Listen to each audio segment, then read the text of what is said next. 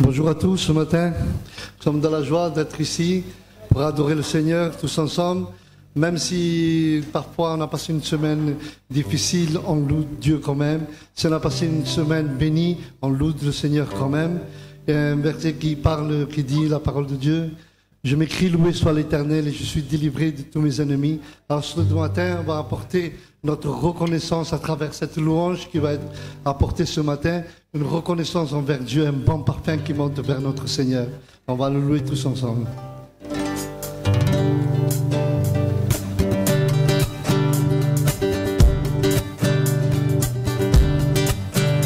Un chant lève les yeux, se tourne vers toi, se tourne vers toi. L'espoir renaît, les cœurs soupirent après toi. Oui, après toi. En te voyant, nous retrouvons la force de vie. Quand nous sommes en ta présence, nos craintes fuient, elles s'enfuient. Hosanna, Hosanna,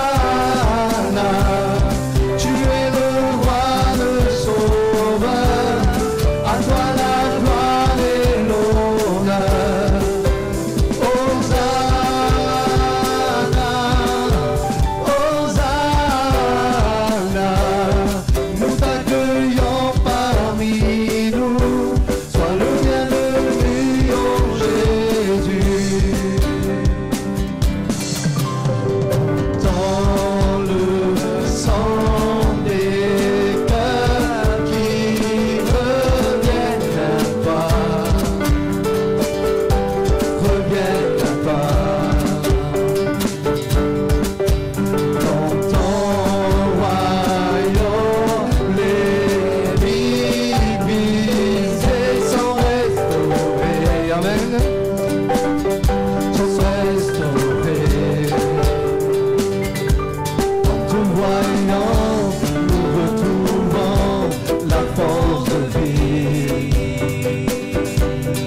Quand nous sommes en ta présence, nos craintes fuient, elles s'enfuient. Hosanna, Hosanna, tu es le roi, le sauveur, à toi la gloire et l'honneur. Hosanna, Hosanna, nous t'accueillons parmi nous, sois le bienvenu, oh Jésus. Tu transformas l'eau en vin, touche à les yeux de ta main, les comme toi, comme toi. Dans nos ténèbres tu brilles, tu nous redonnes la vie, les comme toi, comme toi. Dieu admirable, il est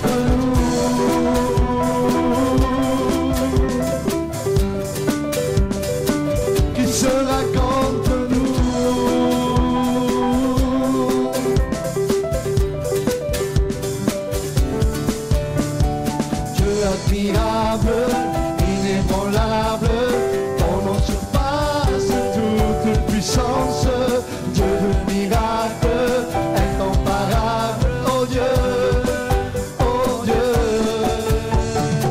Si notre Dieu est pour nous, qui pourra nous arrêter? Et si Dieu est avec nous, qui sera contre nous? Si notre Dieu est pour nous, qui pourra nous arrêter? Et si Dieu est avec nous, qui sera contre nous?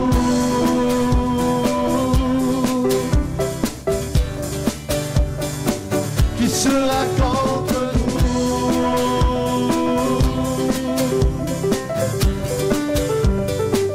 Qui sera contre nous? Amen. Merci au Seigneur pour sa présence au milieu de nous. Et merci parce que, voilà, il est celui qui te relève aussi ce matin si tu as besoin d'être relevé. Alors, bienvenue à notre futur pasteur, très bientôt, Laurie, ainsi que sa femme, ainsi que sa fille. C'est lui qui va nous apporter la parole ce matin, puisque Jean est absent. Qu'est-ce qu'on s'est fait du bien ce matin. Franchement, là, je bénis Dieu. À chaque fois que je viens dans votre église, et je fais pas le faillot parce que j'arrive, attention. Le breton est tout sauf faillot. Mais à chaque fois que je viens, je suis émerveillé de voir la profondeur de cette église. Vraiment, il y a des gens qui prient, qui intercèdent. On a des temps de qualité dans la louange et je veux bénir Dieu et vous bénir parce que on n'a pas encore commencé la prédication que je suis déjà, moi, rempli, béni, fortifié, renouvelé. Bon, si j'ai une voix rock'n'roll, c'est pas parce que j'ai fait la fête aussi, je tiens à vous le dire. J'étais en Espagne pendant 4 jours, voilà, et puis j'ai prêché 6 fois. Ils m'ont pressé comme un citron, voilà, ou comme un pamplemousse là-bas, un pommelos, je sais pas. Mais en tout cas, voilà, j'ai plus de voix, je suis rentré hier soir, je suis fatigué. Mais je bénis Dieu parce que je suis là et puis avec vous pour glorifier et louer le Seigneur. Alors ce matin, j'ai envie de vous dire, et vous le savez très bien, que nous sommes arrivés dans des temps particuliers. On voit que nous sommes arrivés dans la dernière génération. Je pense que, en tout cas pour mon fils et ma fille, eux, ils seront la dernière génération avant le retour du Seigneur. J'ai cette conviction, vu les temps par lesquels on passe, vu les choses qui arrivent sur la terre, on peut dire assez clairement que la fin est proche.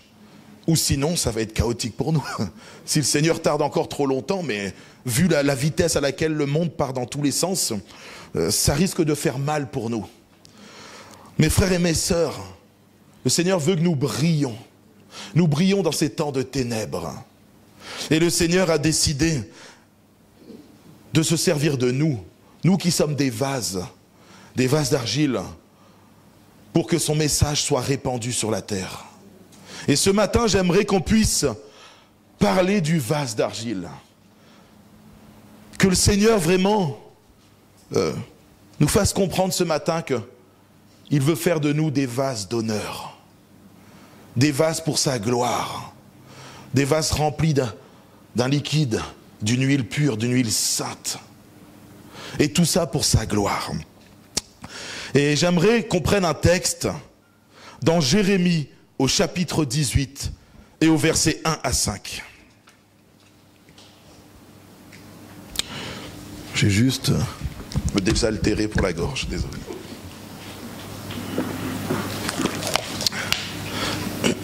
Ce texte nous dit: la parole qui fut adressée à Jérémie de la part de l'Éternel en ces mots: lève-toi et descends dans la maison du potier. Là, je te ferai entendre mes paroles. Je descendis dans la maison du potier et voici, il travaillait sur un ouvrage. Le vase qu'il faisait ne réussissait pas, comme il arrive à l'argile dans la main du potier.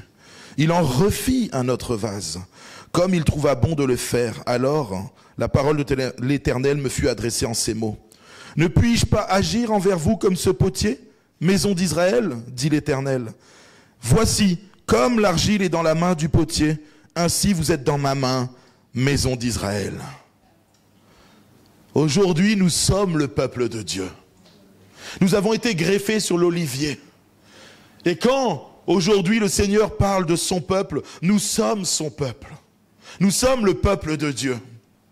Et ce matin, j'aimerais vous dire que il y a un potier, un divin potier pour chacun d'entre nous.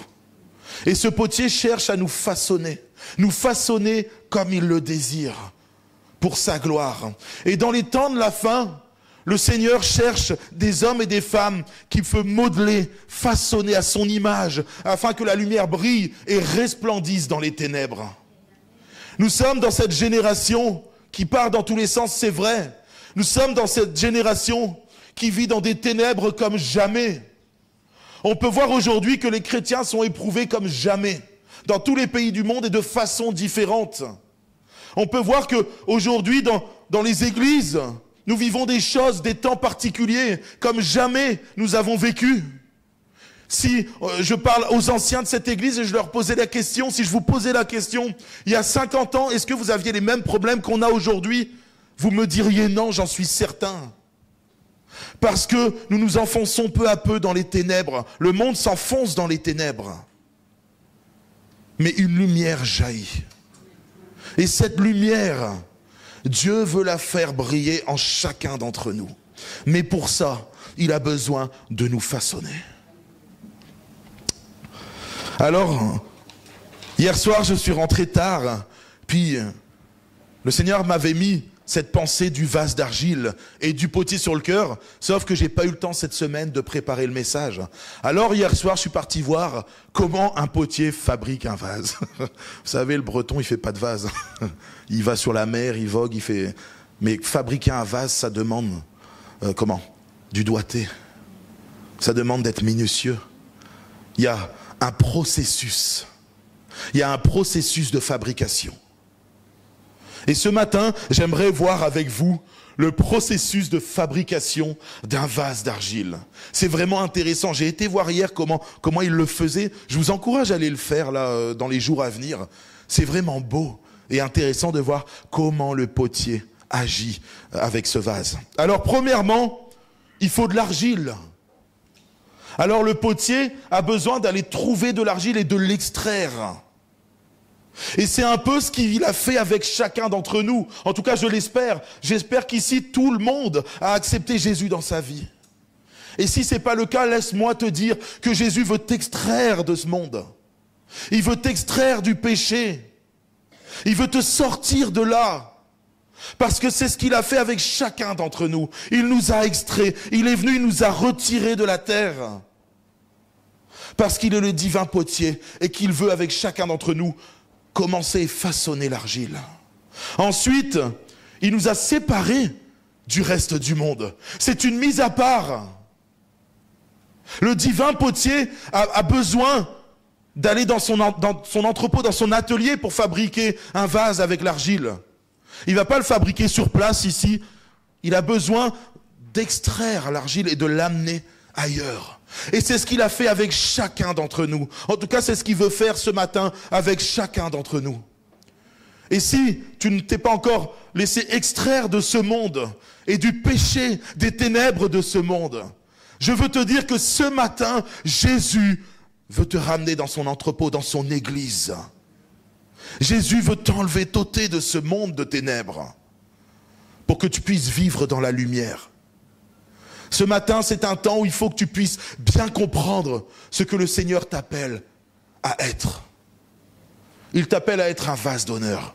Mais pour ça, il y a des étapes. Tu ne peux pas continuer à vivre dans ce monde. Tu ne peux pas avoir un pied dans le monde et un pied dans l'église. C'est pas possible. Le potier a besoin que tu sois pleinement dans son église. Il a besoin que tu te détaches des choses de ce monde. Il a besoin que tu renonces aux choses de ce monde, aux choses de cette terre. Parce que si tu vis un pied dans le monde, un pied dans l'église, vous savez ce qui est dit dans Apocalypse au chapitre 3. Vous pouvez aller le lire, l'église de Laodicée. Jésus n'aime pas la tiédeur. Et aujourd'hui, si tu veux que le divin potier te façonne, tu as besoin de te retirer du monde. Tu as besoin de t'extraire du monde, mais de te retirer. Afin de te concentrer, de te centrer sur Christ. Afin de vivre une vie où les ténèbres sont loin de toi. C'est ce qu'on appelle la sanctification. Ce matin, le potier t'appelle à te sanctifier. Il t'appelle à vivre une vie à part. À part où lui, il est présent, où lui, il est le centre. Et ce matin, mon frère, ma sœur, Dieu t'appelle, encore une fois, à rejeter les choses de ce monde, afin que tu puisses vivre dans sa lumière, afin que quand tu marches dans la rue, les gens sentent que tu es différent. Oui, nous vivons dans ce monde, mais nous n'appartenons plus à ce monde. Ce matin, j'aimerais te dire que le potier, vous savez, quand il a extrait, il a ramené dans son atelier l'argile. Il va le laver, le nettoyer. Alors, excusez-moi, je ne suis pas un expert. J'ai juste regardé et vu comment ça s'est fait. Mais le potier a besoin de laver l'argile afin d'ôter toutes les impuretés qui sont sur l'argile. Parce que le jour où il va monter le vase, s'il y a des impuretés, il y a des choses qui traînent sur l'argile, eh bien, il y aura des failles. Et quand il voudra le mettre au four, il y a un risque de fissure. Le vase risque de se fissurer, de se briser. Mais parce qu'on a le divin potier, il te demande ce matin de te laver dans le sang de l'agneau. Ce matin, Jésus veut te laver par son sang précieux. Et je voudrais te dire, mon frère, ma sœur, que tu as besoin régulièrement de revenir auprès de Christ et de lui demander de laver tes péchés. La Bible nous dit dans 1 Jean, chapitre 1, verset 9, « Si vous confessez vos péchés, il est juste et fidèle pour vous les pardonner et pour effacer toutes vos iniquités. » Reviens constamment au pied de la croix. Reviens au pied de Jésus-Christ et demande-lui de te nettoyer, demande-lui de te laver tes péchés. Vous savez, au cours de notre marche, nous allons tomber, nous allons chuter, nous allons trébucher. Mais à chaque fois, nous avons ce sauveur de gloire, ce sauveur rempli d'amour qui nous tend la main et qui dit « Viens, je vais te nettoyer à nouveau. Viens, je vais ôter ton péché à nouveau, afin que tu puisses être pur, parce que je veux faire de toi un vase d'honneur. » Et ce matin, je voudrais laisser ça sur votre cœur. Le sang de Jésus vient laver, ôter tous nos péchés. Et sans avoir été lavé, nous ne pourrions jamais être un vase d'honneur, un vase qui glorifie le roi des rois. Ensuite, après avoir été lavé, le potier va tremper. Il va tremper sa pâte, il va tremper l'argile dans un liquide. Et ce matin, j'aimerais te dire que nous avons besoin d'être trempés dans la présence de Dieu. Nous avons besoin d'être inondés de sa présence. Et nous avons besoin d'être inondés, d'être trempés au quotidien dans nos vies. Ce n'est pas seulement que le dimanche. Même si ce matin, je peux vous assurer que j'ai senti la présence de Dieu. Je sais que Dieu est au milieu de nous ce matin. Mais nous avons besoin d'être trempés au quotidien. Nous avons besoin d'être trempés parce que le Seigneur veut nous rendre malléables. Il veut nous rendre dociles pour qu'on puisse lui obéir. Mais sans être trempés dans sa présence, sans être inondés de la présence de Dieu, alors il ne pourra pas pétrir la pâte, il ne pourra pas déformer l'argile comme bon lui semble. On va être dur, on va être rêche. Et le Seigneur ce matin nous demande au quotidien d'être inondé, d'être trempé dans sa présence. Ce n'est pas que lors des réunions, c'est jour après jour. Le matin quand tu te lèves, tu dois être trempé dans la présence de ton Dieu. Dans la journée quand tu travailles, tu dois être imprégné de la présence de Dieu. N'oublie pas que tu es le temple du Saint-Esprit. Jésus vit en toi. Alors laisse le Saint-Esprit agir au quotidien dans ta journée. Je veux te dire ce matin que quand les épreuves arrivent, les tentations arrivent, trempe-toi dans la présence du Seigneur. Prie, demande sa grâce sur ta vie. Parle à ton Dieu et tu verras qu'il est présent au quotidien dans ta vie. Et lors des épreuves, lors des tempêtes, Jésus est présent. Mais tu dois au quotidien, jour après jour, être dans la présence du Seigneur. Le Seigneur t'appelle à vivre une vie de sanctification où tu es noyé de sa présence. Vous connaissez ce texte où le prophète, il arrive, il trempe les pieds dans l'eau, il fait trempette. Ça, je peux vous assurer que chez un Breton, ça n'existe pas. Le Breton, il fonce dans l'eau.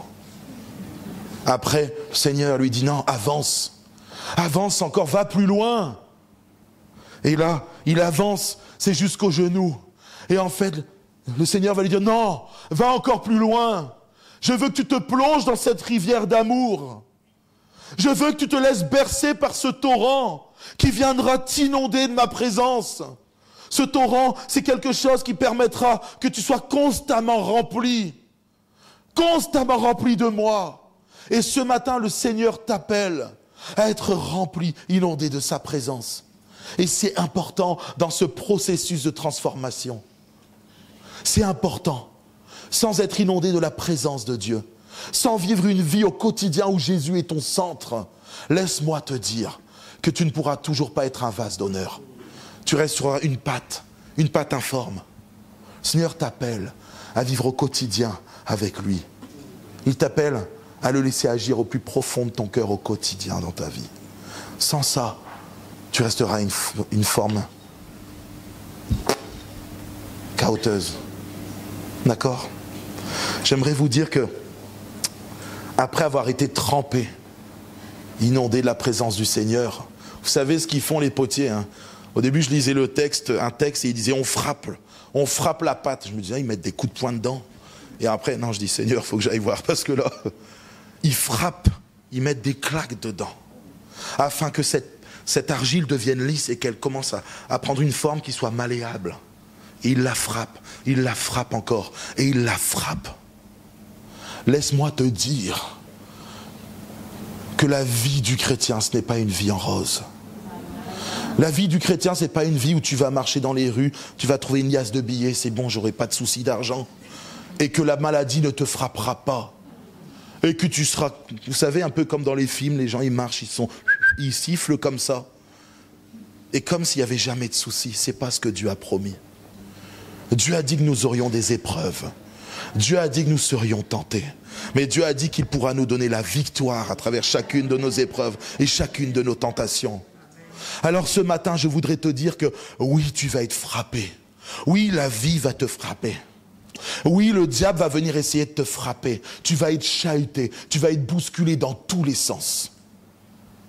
Mais c'est nécessaire. C'est nécessaire pour ta vie. C'est nécessaire pour ton apprentissage. C'est nécessaire pour que tu puisses être malléable. C'est nécessaire pour que tu puisses être lissé entre les mains du potier. Parce que ne t'inquiète pas, dans tes épreuves, Dieu ne permettra pas que tu sois détruit.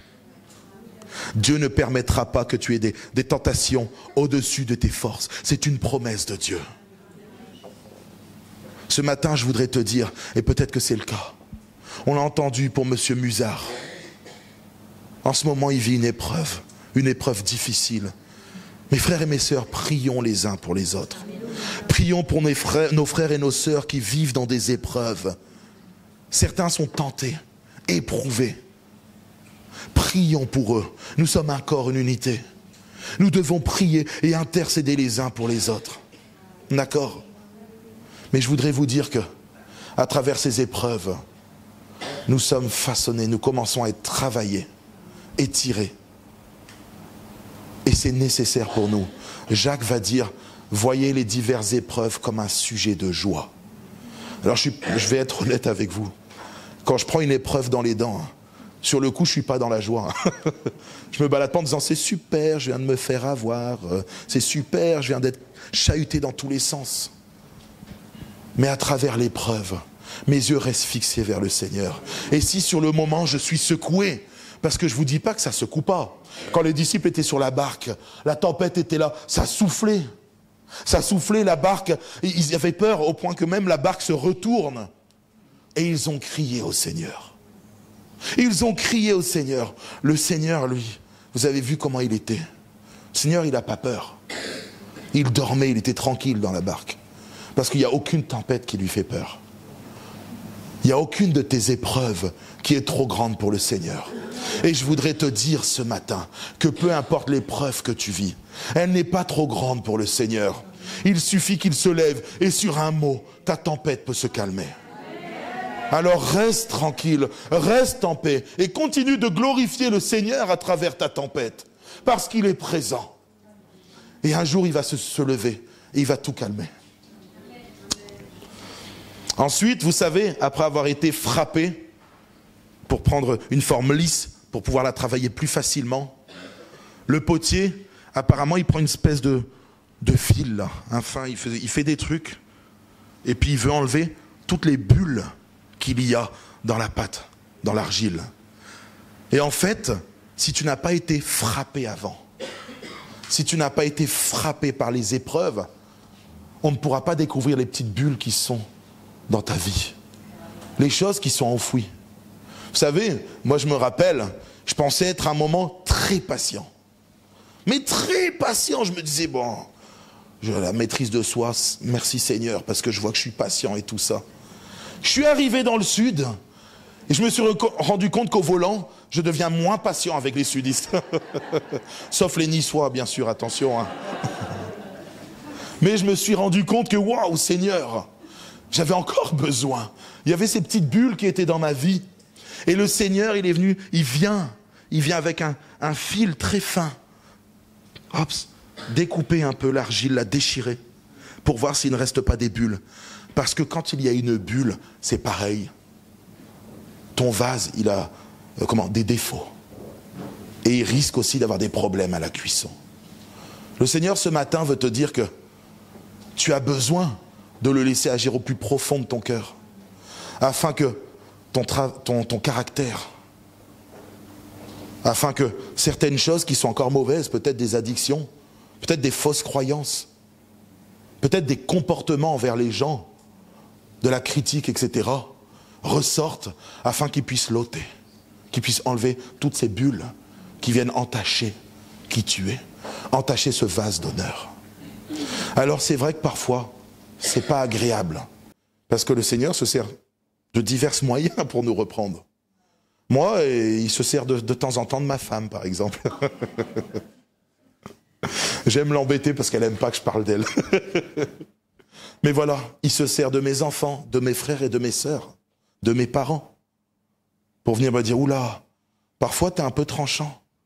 Mais non, je suis pas tranchant. Ah, parfois, faut que tu sois plus... Ben non. Et en fait, quand tu te places devant le Seigneur, ah ben oui. J'ai envie de vous dire qu'il ne faut pas rejeter. Parfois, quand vos frères viennent vous voir et vous reprennent, attention, faites-le toujours avec amour quand vous reprenez les gens. Nous ne sommes pas là pour briser et détruire. Nous ne sommes pas le potier. D'accord? C'est important. Nous sommes d'autres vases sur lesquels le Seigneur déverse un liquide, son huile sainte, son huile pure, pour la répandre autour de nous. Mais quand un frère et une sœur viennent répandre aussi cette huile sur nous, afin que nous puissions être sanctifiés, être purifiés, et enlever les petites taches, les petites aspérités qui sont dans nos vies, ne rejetons pas immédiatement en masse. Je vous donne un conseil plutôt que de vous braquer. Prenez sur vous et dites, ok, je vais me placer devant le Seigneur. Et j'ai entendu, frère, ce que tu as dit. J'ai entendu, sœur, ce que tu as dit. Je vais me placer devant le Seigneur. Et puis oui, c'est vrai, si c'est le cas, enfin, si je t'ai blessé, je te demande pardon. Et je vais me placer devant le Seigneur parce que c'est important. Le Seigneur veut que nous soyons saints, parce que lui, il est saint. Il a dit, vous serez saints car je suis saint. Est-ce que vous comprenez? Parfois, c'est vrai que c'est dérangeant, surtout dans notre génération, surtout dans notre société. C'est vrai, c'est dérangeant. La société du « on n'a jamais tort ». C'est vrai, hein? On est dans une génération où on n'a jamais tort. On va toujours argumenter. Oui, mais c'est à cause de l'autre. Oui, mais vous savez, comme Adam et Ève. Oh, mais c'est la femme que t'as mis à mes côtés. Il n'est pas très courageux, le bonhomme, sur ce point-là. Et la femme arrive, oh, mais c'est ce serpent-là. En fait, on a tendance à rejeter, à dire non, c'est pas vrai, non, c'est pas nous, non, il y a toujours une raison. Il y a toujours une bonne raison pour être ce qu'on est. Mais le Seigneur nous demande juste simplement d'ouvrir nos cœurs et d'être attentifs, parce que à travers nos frères et nos sœurs, ça peut être une parole du Seigneur. Quand on lit la Bible, parfois le Seigneur nous reprend aussi. On lit, on se rend compte qu'on n'est pas comme le Seigneur voudrait. Moi, je sais que quand je lis à chaque fois le fruit de l'esprit, je me dis, mince Seigneur, il faut que je travaille beaucoup sur tout. D'accord? C'est important que vous puissiez avoir cette humilité devant le Seigneur, de vous dire, je suis pas parfait. Seigneur, rends-moi semblable à toi. Parce que tu es le divin potier. Et toi, tu vas me travailler, Seigneur. Et peu importe la façon, parfois c'est douloureux, mais c'est pas grave, c'est pour la gloire de Dieu. Ensuite, il le sent sur une espèce de roue qui tourne là. D'accord ? Il met la patte, l'espèce de boule, parce qu'après l'avoir frappé, tout ça, redéchiré, refrappé, et puis donner une forme où il va pouvoir travailler, il la centre sur une roue où il va pouvoir enfin la façonner. Vous savez, des fois, on se retrouve dans des endroits où on n'a vraiment pas envie d'être. Hier soir, quand je travaillais le message, je peux vous assurer que ce point-là m'a vraiment travaillé. Il y a eu des moments dans la vie où j'avais pas envie d'être dans tel endroit. Et je peux vous assurer, je me disais, Seigneur, c'est pas possible. C'est vrai que tu m'as parlé, mais pourquoi tu m'as amené ici? Seigneur, il y a tellement d'épreuves, tellement de combats, tellement de souffrances. Seigneur, mais pourquoi je me retrouve ici? Pourquoi je suis dans ce travail? Pourquoi je suis dans cette ville? Pourquoi je suis dans cette région? Pourquoi je suis dans cette église?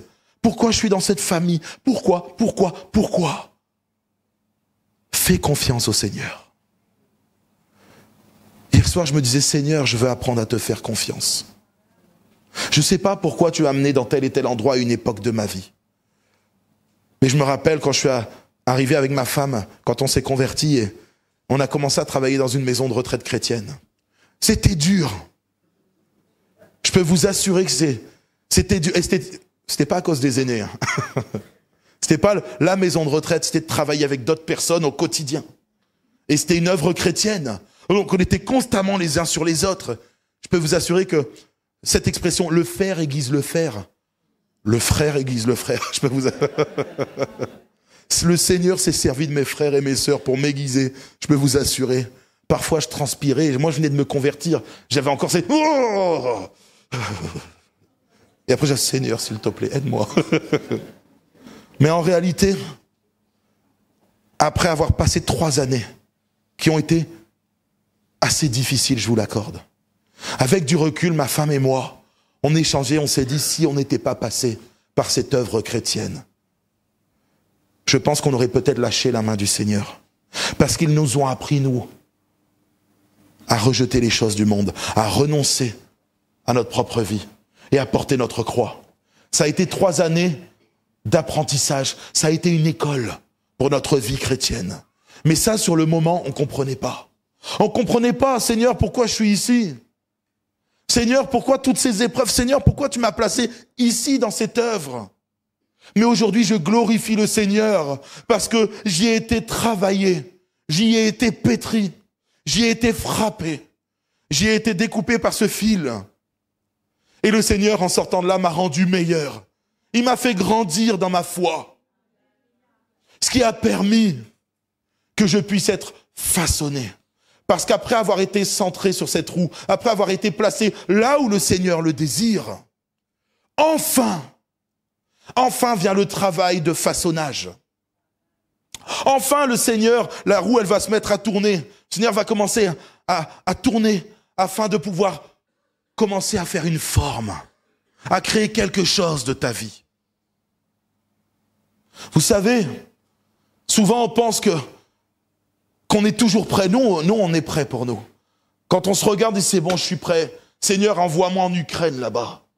Je vais intercéder, la guerre va finir instantanément. Seigneur, envoie-moi en Israël. Je vais prêcher l'évangile, ton peuple va revenir. Le peuple juif va revenir à toi. Ils vont être sauvés. Envoie-moi tel un évangéliste. Et le Seigneur, il dit, t'es loin d'être prêt, mon gars. T'as encore tellement de choses à apprendre. J'ai pas fini.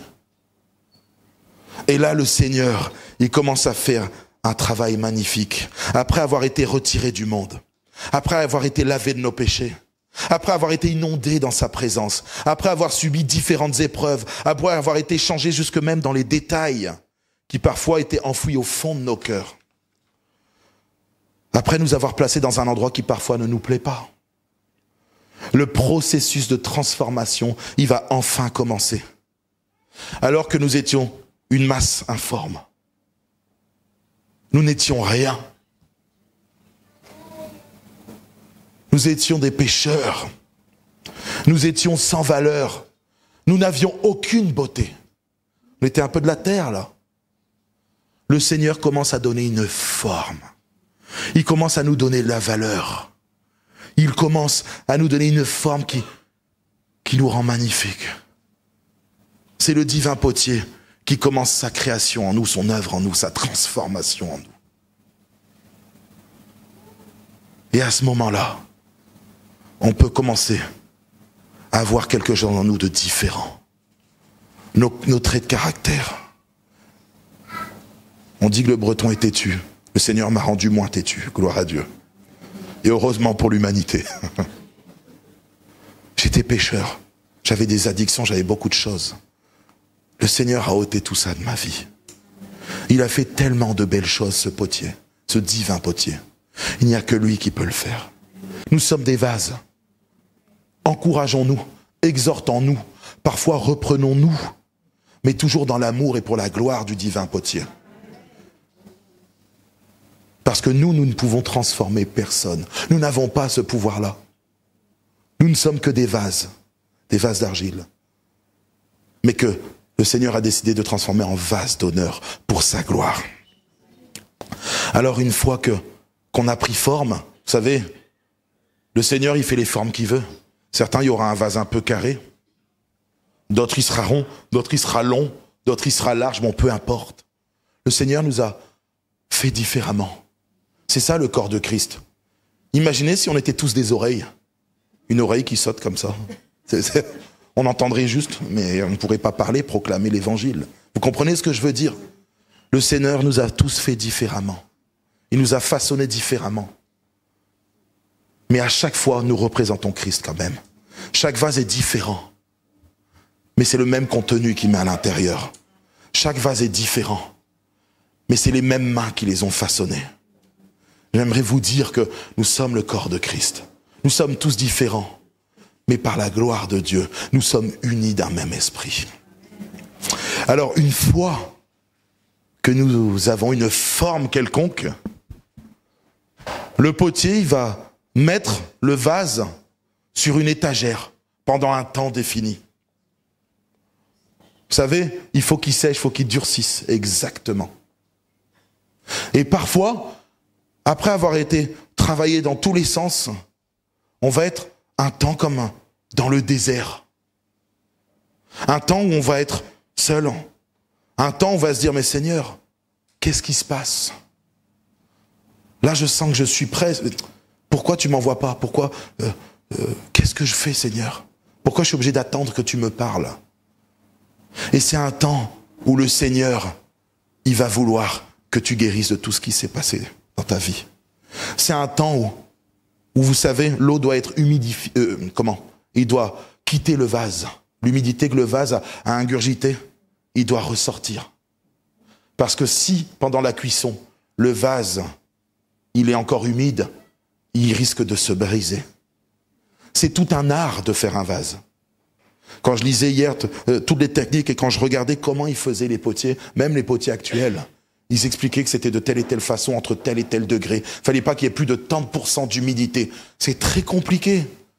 Moi, je pensais que tu faisais un vase, tu faisais un truc, tu mettais au four, c'était terminé. Mais en fait, c'est très complexe. Et nous avons un divin potier qui est l'artiste suprême. Et puis j'ai envie de te dire que les épreuves de ta vie ont peut-être laissé des souffrances intérieures, mais qui sont cachées. Vraiment cachées, au plus profond de ton âme, au plus profond de ton cœur. Et ce temps où tu es à part, ce temps où le Seigneur est en train de dire, je vais enlever toutes les dernières gouttes d'eau qui sont sur ta vie, toutes les choses qui t'empêchent de pouvoir rentrer dans le four pour être solidifié. Je vais prendre un temps pour que tout ça ressorte de ton cœur. Vous savez, j'ai vu tellement de personnes, j'ai même vu des pasteurs dans le ministère ou des femmes de pasteurs qui avaient souffert dans leur enfance. Et puis, ils sont rentrés dans la vie active, ils sont rentrés dans le ministère et puis j'ai vu certaines femmes de pasteurs qui en fait avaient été blessées par la vie. Elles n'avaient pas laissé ce temps où le vase doit reposer. Vous comprenez? Et puis quand j'ai vu derrière il suffisait d'une phrase des fois pour déclencher dans le cœur de cette personne de la colère, de la tension. Et ça me faisait mal parce que je voyais que cette sœur n'avait pas été guérie de certaines choses dans son passé. Et parce qu'elle n'avait pas laissé reposer le vase assez longtemps. Et en fait, elle a été mise au four et puis il y a des choses qui se sont brisées. Et elle-même a brisé des gens derrière. Mes frères et mes sœurs, ce matin, je voudrais vous dire qu'il y a peut-être des choses enfouies au plus profond de votre cœur, au plus profond de votre âme, des souffrances du passé. Certains ont été abusés. Certains ont peut-être perdu un enfant. Certains ont été battus. Certains ont été rabaissés et humiliés. Puis aujourd'hui, tu vis ta vie chrétienne. Et puis par moments, il y a des réactions, il y a des choses qui ressortent. Et tu ne comprends pas pourquoi. Mais le Seigneur Jésus te demande ce matin, prends un temps à part et laisse-moi te guérir. Laisse ce temps pour que je vienne par mon esprit te restaurer parfaitement. Que je vienne ôter les dernières gouttes d'eau, la dernière humidité qu'il y a dans ta vie, afin que je puisse te rendre solide. Solide. C'est un temps ce matin où tu as besoin. Tu as besoin peut-être de restauration. Et le Seigneur te dit, je vais te restaurer. Mais laisse-moi te sonder. Laisse-moi te révéler les choses qui sont encore cachées au plus profond de ton cœur. Et tu verras à partir de ce moment-là, je ferai de toi un vase d'honneur. Et puis ensuite, vient le temps où tu passes dans le four. La première fois que la création en argile passe dans le four, on parle de la cuisson de biscuits. Surprenant cette appellation. Moi, un biscuit, je le mange, mais bon. Les potiers, ils le mettent au four. Enfin. Les créations doivent être totalement sèches, sous peine d'endommager le four. Au cours de cette première cuisson, les pièces en argile sont exposées à la température élevée, généralement entre 900 et 1000 degrés selon le type de terre utilisé. L'objectif principal de la cuisson de biscuits est de durcir les pièces pour les rendre plus fortes, afin qu'elles ne puissent plus se déformer. Vous entendez ça? Ne plus se déformer, en éliminant toute l'humidité résiduelle et en amorçant la transformation de l'argile en céramique cuite. La montée en température est effectuée lentement pour éviter tout risque de fissuration dû à un choc thermique. Quand je lis ça, quand je lis la difficulté même pour la cuisson, je me rends compte qu'il n'y a que le divin potier qui peut le faire. Et c'est pour ça que je vais vous le répéter. Je vais bientôt arriver, je ne suis pas là pour vous transformer. Je ne suis pas là pour vous changer, parce que moi je vais faire des dégâts. Il n'y a que le divin potier qui, par sa main divine, par sa toute-puissance, parce qu'il est notre créateur, c'est lui qui nous a créés, est capable de faire de nous un vase d'honneur. Parce que lui, il te connaît parfaitement. Il sait qui tu es. Il t'a créé. Il sait toutes les étapes dans lesquelles tu te trouves. Il t'a façonné et il est encore en train peut-être de te façonner. Et lui sait la cuisson parfaite. Il sait à quelle température il doit te chauffer. Il sait si parfois il doit mettre un peu de... On va mettre 3000 degrés là parce que c'est une tête brûlée. Voilà. Ou alors il va dire je vais mettre 300 degrés parce qu'il est fragile. Il a besoin de monter tranquillement. Il va augmenter tranquillement la température du four pour que tu puisses arriver à une maturité spirituelle parfaite. Pour que tu puisses être utile entre les mains du potier. Mon frère et ma sœur, je sais que ça paraît parfois difficile. Et je sais que parmi vous, il y en a plein qui sont passés par toutes ces étapes. Et des étapes parfois violentes, parfois difficiles, parfois éprouvantes, jusqu'au point où on a envie de baisser les bras. Mais ce matin, on a entendu, ne baisse pas les bras. Jésus est là, ne baisse pas les bras. Va jusqu'au temps de la maturité, va jusqu'au temps de la cuisson parfaite. Parce qu'une fois que tu auras atteint cette cuisson parfaite, tu ne te déformeras plus. Quand les épreuves viendront, elles viendront abîmer peut-être un peu les mailles, mais le potier viendra restaurer. Mais tu ne te déformeras plus. Parce que tu seras devenu un enfant de Dieu équipé, portant l'armure dans Éphésiens 6. Je ne sais pas si vous connaissez ce texte. Vous serez équipés.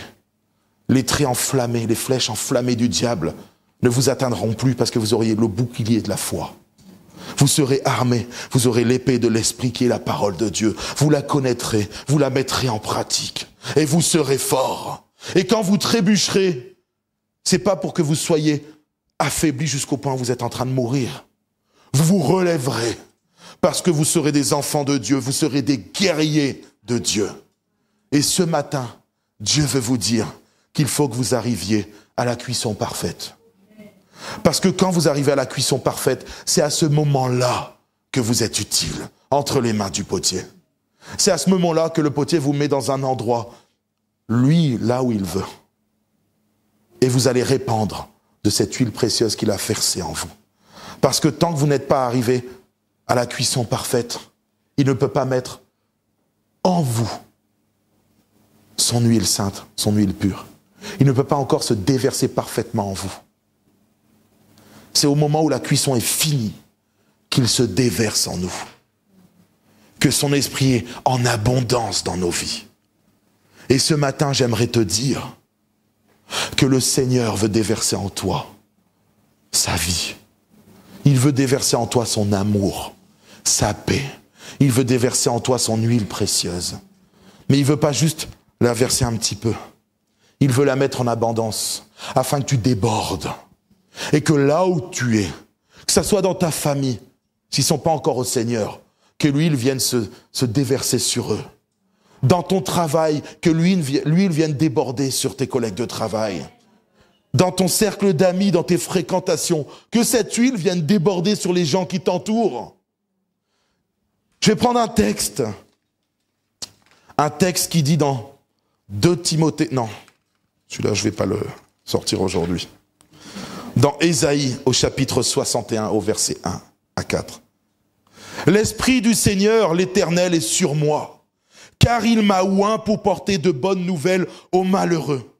Il m'a envoyé pour guérir ceux qui ont le cœur brisé, pour proclamer aux captifs la liberté et aux prisonniers la délivrance, pour publier une année de grâce de l'Éternel et un jour de vengeance de notre Dieu, pour consoler tous les affligés, pour accorder aux affligés de Sion, pour leur donner un diadème au lieu d'une cendre, une huile de joie au lieu du deuil, un vêtement de louange au lieu d'un esprit abattu, afin qu'on les appelle des térébintes de la justice, une plantation de l'Éternel pour servir à sa gloire. Ils rebâtiront sur d'anciennes ruines. » Ce matin, le Seigneur t'appelle à être un vase d'honneur.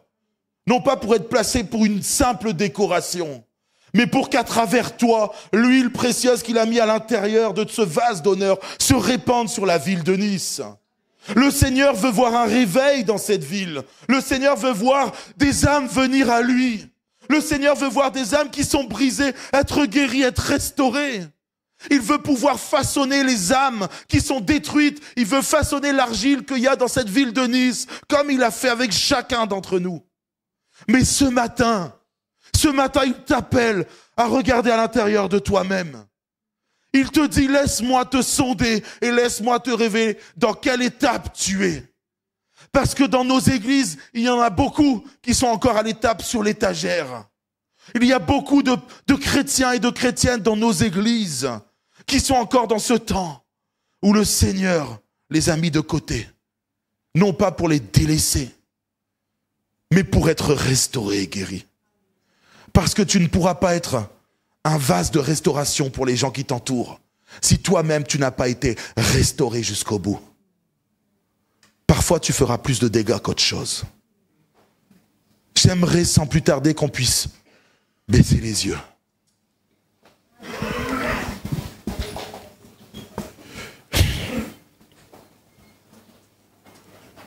On va prendre un temps de silence.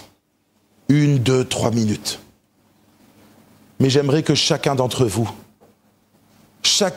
vous puissiez demander au Seigneur ce matin de vous sonder, de sonder vos cœurs. Vous connaissez cette prière de David? Sonde-moi, ô Dieu, et connais mon cœur. Éprouve-moi. Regarde si je suis sur une mauvaise voie et révèle-moi. Pendant ce temps de silence, qui est juste entre toi et Dieu. J'aimerais que le Seigneur puisse te révéler et que tu te laisses travailler par le Saint-Esprit ce matin pour savoir si tu as encore besoin que le Seigneur vienne ôter des souffrances, des choses de ton enfance, de ton passé, afin que tu sois un vase d'honneur. Et peut-être aussi que le Seigneur maintenant te révèle si l'émail, si ce vase d'honneur a été fissuré, que le divin berger vienne le restaurer à nouveau pour lui redonner sa place d'honneur. Seigneur Jésus. Alors qu'on reste dans un temps de silence et de calme, j'aimerais tout simplement maintenant faire un appel. Alors que les yeux sont fermés, c'est quelque chose qui est très personnel. Si jamais tu sens qu'il y a encore des épreuves qui t'ont tiraillé, qui sont encore présentes dans ta vie et qui parfois ressortent, et tu n'arrives pas à aller au-delà, tu n'arrives pas à avoir ce temps où Dieu vient te restaurer, vient restaurer ta vie, vient restaurer ton cœur et ton âme, alors lève ta main à ta place. Et je priais, ouais, le Seigneur voit les mains qui se lèvent, gloire à toi Seigneur Jésus. Oh, le Seigneur voit toutes les mains qui se lèvent. Oh, que le nom du Seigneur soit béni. Oh, le Seigneur voit vos mains qui se lèvent, vous pouvez baisser vos mains. Le Seigneur voit, le Seigneur voit. Oh Seigneur, oui, le Seigneur voit ta main qui se lève. Il voit ton cœur qui désire vraiment que le Seigneur vienne guérir les plaies de ta vie, de ton cœur. Tu peux baisser tes mains. Mon frère, ma sœur, baisse ta main. Le Seigneur a vu. Le Seigneur t'a vu. Alors on va prier maintenant. On va prier afin que le Seigneur vienne restaurer, vienne guérir, que par la puissance de son esprit, tout ce qui est là et qui te fait encore souffrir soit rejeté au nom de Jésus. Nous refusons que les cicatrices de ton passé soient encore présentes dans ton cœur. Nous désirons que le chirurgien parfait, que le potier, le divin potier, vienne guérir, restaurer les failles et les petites brisures que la vie t'a faites.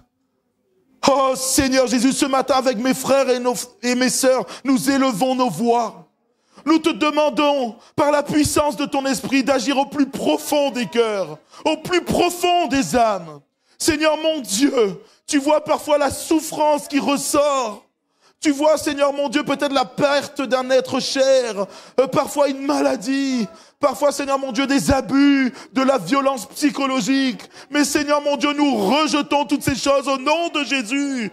Que tu viennes par la puissance de ton esprit guérir, Seigneur mon Dieu, les cœurs brisés. Tu es venu pour guérir les cœurs brisés, pour consoler les personnes qui étaient attristées. Seigneur mon Dieu, que les larmes soient séchées maintenant. Que Seigneur Jésus, ton onction vienne sur cette église ce matin. Que ton esprit agisse au plus profond des cœurs. Afin, Seigneur mon Dieu, de faire que ce que toi seul sais faire. Tu es le restaurateur. Tu es celui qui restaure les ruines. Et que Seigneur mon Dieu, cette église soit une église de vases d'honneur. Afin que ces vases d'honneur agissent, Seigneur mon Dieu, sur la ville de Nice. Afin que des âmes viennent en quantité. Seigneur mon Dieu, je veux proclamer que cette église grandira dans les mois et les années à venir. Qu'elle sera trop petite. Et que, Seigneur mon Dieu, nous serons obligés de trouver une solution pour accueillir tous ces masses informes, toute cette argile, Seigneur mon Dieu. Afin qu'il y ait des milliers et des milliers de vases d'honneur dans cette ville de Nice. Que tu sois glorifié, Jésus, pour ce que tu as fait dans les cœurs ce matin. Amen. Amen. Soyez bénis ce matin, mes frères et mes sœurs. Que le Seigneur vous bénisse profondément. Maintenant, peut-être que la louange peut revenir. Je ne sais pas comment ça se passe d'habitude, mais ils nous ont bénis ce matin. Les frères, venez, les frères et les sœurs, revenez nous chanter la gloire de Dieu encore. Il y a peut-être un chant ou quelque chose.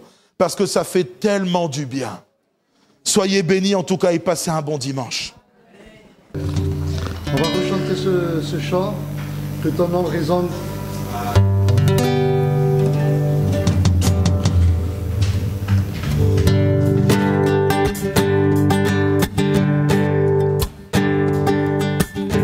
Que ton nom résonne sur le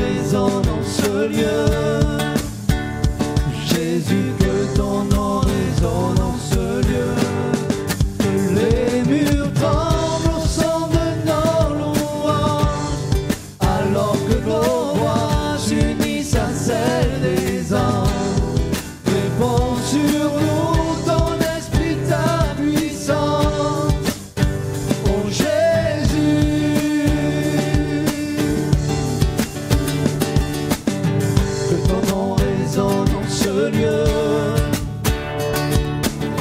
Que ton nom résonne dans ce lieu. Que ton nom résonne dans ce lieu. Jésus, que ton nom résonne dans ce lieu. Que les murs tremblent au son de nos louanges, alors que nos voix s'unissent à celles des anges. Répands sur nous ton esprit, ta puissance. Oh Jésus, que les murs tremblent au son de nos louanges, alors que nos voix s'unissent à celles des anges. Répands sur nous ton esprit, ta puissance. Oh Jésus, Jésus, nous chantons ton nom en ce lieu. Oui, nous invoquons ton nom en ce lieu. Oui, nous te proclamons roi en ce lieu. Tu es Seigneur des seigneurs en ce lieu. Jésus, nous chantons ton nom en ce lieu. Oui, nous invoquons ton nom en ce lieu. Oui, nous te proclamons roi en ce lieu. Tu es Seigneur des seigneurs. Que les murs tremblent au son de nos louanges, alors que nos voix s'unissent à celles des anges. Répands sur nous ton esprit, ta puissance. Oh Jésus, que les murs tremblent au son de nos louanges, alors que nos voix s'unissent à celles des anges. Répands sur nous ton esprit, ta puissance. Oh Jésus, que ton nom résonne en ce lieu. Oh, que le nom de Jésus résonne dans son église ce matin.